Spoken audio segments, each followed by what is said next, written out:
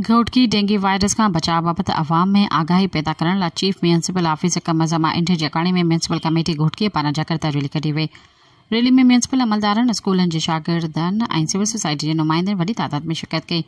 Rally municipal committee Ghotki जे chairman Asif Razzaq Khandare जी हिदायतुनि ते कई वई ऐं रैली में शिरकत कंदड़ हथनि में प्ले कार्ड्स ऐं बैनर खणी शहरनि खे डेंगी खां बचाव लाइ एहतियाती तदबीरूं इख्तियार करण जो पैगाम ॾिनो।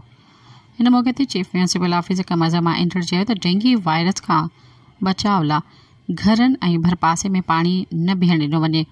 सफ़ाई सुथराई जो ख़ासि ख़्यालु रखियो वञे। हुन वधीक ॿुधायो त म्यूनसिपल कमेटी तरफ़ां स्प्रे मुहिम बाक़ाइदा तौर ते शुरू कई वञे, जेका घोटकी शहर जे 14 वार्डनि में रोज़ानो जी बुनियादुनि ते जारी आहे। शहरी खे घुर्जे त हू म्यूनसिपल अमले सां गॾु मुकमल सहकार कनि त जीअं घोटकी खे डेंगी फ्री शहर बणाए सघिजे।